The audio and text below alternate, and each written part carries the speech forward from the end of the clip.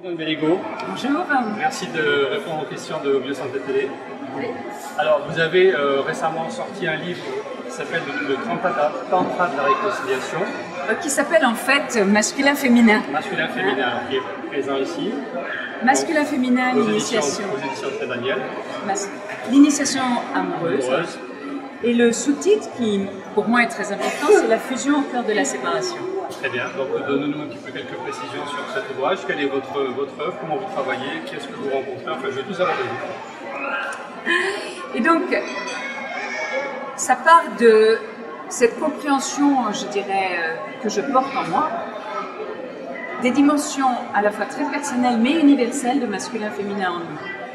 Notre vie habituelle s'inscrit sur la dualité, où on oppose masculin-féminin dans toutes les dimensions de notre vie. On oppose le dedans-dehors, on oppose nous et l'autre, on sépare en tous les cas, on oppose le ciel, la terre, etc. On oppose l'onde et la particule, et on sait que cette opposition crée notre réalité habituelle et qu'on a besoin, on est comme acculé par l'accélération planétaire, l'accélération de changement de conscience, on est acculé à sortir de cette dualité. Et on ne peut pas faire l'impasse de sortir de cette dualité sans aller la regarder à l'intérieur de nous-mêmes. C'est parce que, je ne sais pas, imaginons, c'est parce que je mets mes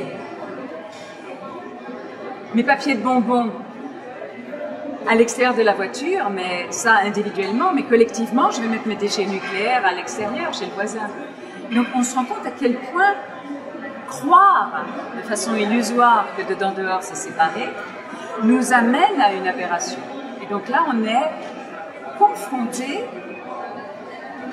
à résoudre ça et à résoudre ça à l'intérieur de nous-mêmes, de façon que les solutions qu'on amène à notre monde soient portées, qu'on puisse vraiment les incarner. Pas seulement avoir des belles idées, mais être complètement incohérent dans notre vie personnelle avec les idées qu'on va porter.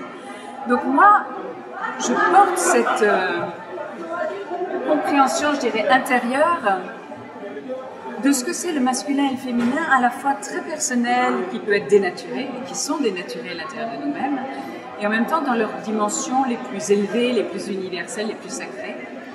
Et j'ai reçu aussi, je dirais, de ma propre guidance à l'intérieur de moi, un protocole pour les réconcilier. Donc, je suis thérapeute, j'accompagne les gens, ça fait 20 ans, plus de 20 ans maintenant. J'accompagne les couples, j'accompagne les individus, les groupes. Et j'ai un enseignement que j'ai appelé le Tantra de la réconciliation.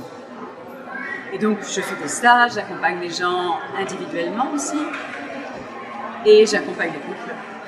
Donnez-nous plus de précision sur cet accompagnement. C'est l'accompagnement thérapeutique, c'est des gens qui sont en souffrance ou qui sont en recherche de quelque chose. Comment ça se passe par rapport à ce que vous leur apportez? Évidemment que lorsque quelqu'un vient travailler, c'est parce qu'il a une demande et c'est parce qu'il a quelque chose qu'il veut améliorer.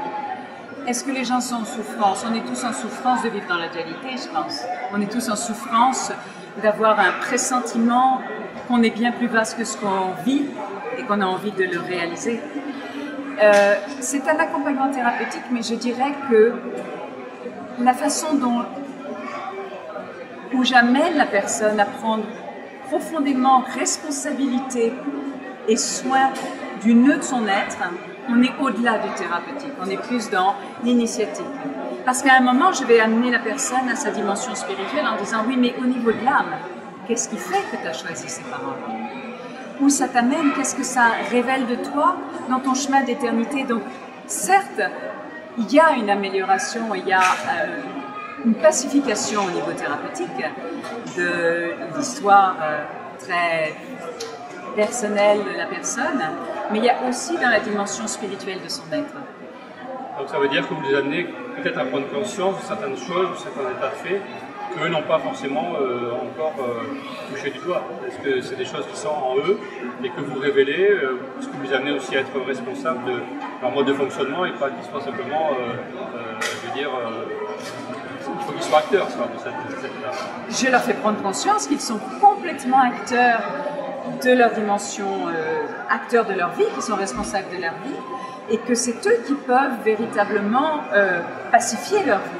Mais j'amène un peu plus loin que ce qu'ils ont pu vivre dans le passé. Ça leur révèle quelque chose d'une dimension d'eux plus vaste encore, qui n'est pas seulement eux dans cette vie, qui est eux dans une dimension bien plus vaste. Et donc ça les amène à un changement de plan de conscience, je dirais.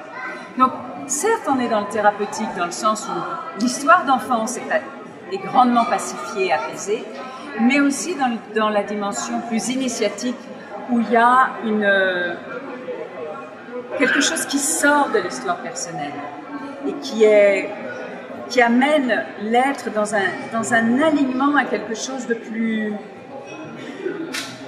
essentiel, je dirais. Vous avez l'air de, quand vous parlez de dualité, de mettre tout de suite la notion d'opposition avec la dualité.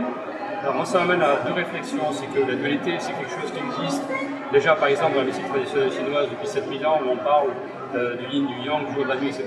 Est-ce qu'on n'a pas besoin aussi d'avoir du féminin pour révéler son masculin et inversement, du masculin pour... Est-ce que c'est pas une nécessité, est-ce que c'est pas une complémentarité qui est quand même utile pour le fonctionnement de la personne? C'est-à-dire que je prends moi beaucoup référence au symbole du Tao, et je donne des exemples que le masculin, par exemple, quand on imagine ce symbole du Tao comme ça et on met le masculin en haut, on met le féminin en bas, ok, la conscience, ok, l'expérience, la matière, etc. Puis on oublie souvent les petits ronds. Et je donne des exemples précis de ce qu'est ce féminin à l'intérieur du masculin, qui n'est pas la même chose que le petit rond en bas, et qu'un être véritable, c'est les quatre ensemble. Et que, on va dire, un homme du passé ou une femme traditionnelle, c'est un quart d'un être. C'est un quart de ce qu'il est en tant qu'homme, c'est un quart de ce qu'il est véritablement en tant que femme.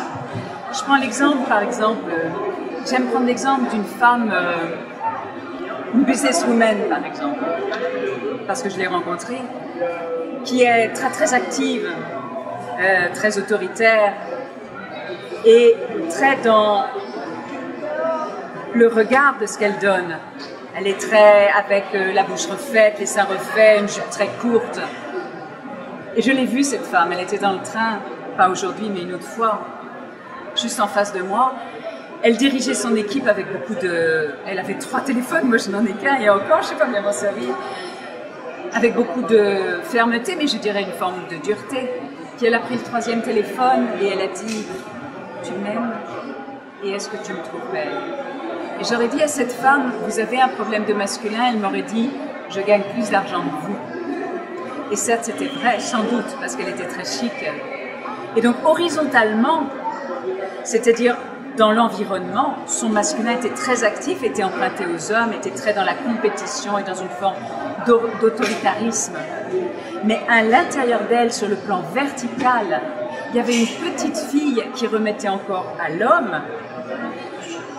Est-ce que je suis digne d'être aimée? J'ai refait mes bouches, j'ai refait mes seins, je suis habillée avec une jupe et des talons tellement hauts. Est-ce qu'enfin je suis digne d'être aimée? Et donc là, on voit bien que si on reprend le symbole du Tao, elle a un masculin social très développé, mais il y a le petit rond en bas, le masculin à l'intérieur du féminin qui n'est pas du tout éveillé, et ça, c'est ce masculin vertical qui lui donne la dignité d'être aimé. Moi, quand j'accompagne un groupe de femmes, d'abord, je leur fais se réconcilier avec leur masculin intérieur, qui va remettre la femme dans son alignement intérieur et dans sa dignité d'être aimée. Alors cette femme, elle pourra être chef d'entreprise, et certes, elle sera dans une forme de pouvoir guider son équipe, mais depuis une forme de fermeté et de souplesse et de bienveillance. Moi, je m'appelle Diane, je me suis bien sûr inscrite dans cette Amazone de départ, et je suis bien plus souple que j'étais avant. Mais mon autorité maintenant est bien plus claire et ferme. J'ai plus besoin d'être dure pour être entendue.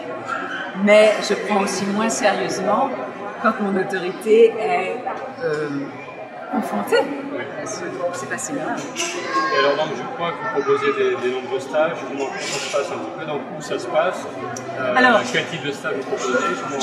Je propose une formation en 3 niveaux, et les personnes peuvent venir à ces stages de façon indépendante. Ils ne sont pas forcés de faire les 3. Mais je trouve que les 3 est vraiment un tout qui tient la route. Le premier, c'est la guérison du cœur et de l'enfant blessé à l'enfant lumière. Parce que c'est pour moi une illusion d'aller s'occuper de masculin-féminin si on a un enfant intérieur qui est encore dans la souffrance et qui espère trouver chez l'autre un parent bienveillant. Et donc, guérison du cœur, guérison aussi tout ce qu'il y a dans ce cœur, c'est-à-dire de retrouver sa guidance, sa spontanéité, sa créativité, son émerveillement. Et être un adulte véritable, c'est-à-dire celui qui prend soin et qui est enrichi de son enfant intérieur. Ça, c'est le premier thème, c'est souvent en avril. Et c'est en Bretagne, du côté de l'Orient. L'été, c'est le stage masculin-féminin, ce que j'appelle horizontal, c'est-à-dire l'homme, la femme, nous et l'environnement. Et ça, c'est dans le Tarn maintenant. Et puis, le masculin et le féminin sur le plan vertical, qui est vraiment ma place dans l'univers. C'est quoi le sens que je donne à ma vie? C'est quoi le fait d'être incarné? Comment je peux me réconcilier avec l'univers, le fait d'être incarné, avec l'humanité, avec toute cette dimension-là, plus spirituelle, mais profondément incarnée. Et j'ai un stage que j'aime beaucoup, qui est un stage de femme, qui est aussi en août, qui est dans le Tarn aussi. Et ce que j'ai pas dit, c'est que le stage sur la verticalité, qui est l'alliance de l'âme et de la personnalité, est aussi en Bretagne, du côté de l'Orient.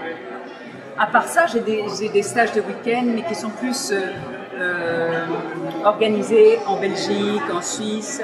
Et à Paris, j'habite Paris, j'ai des soirées.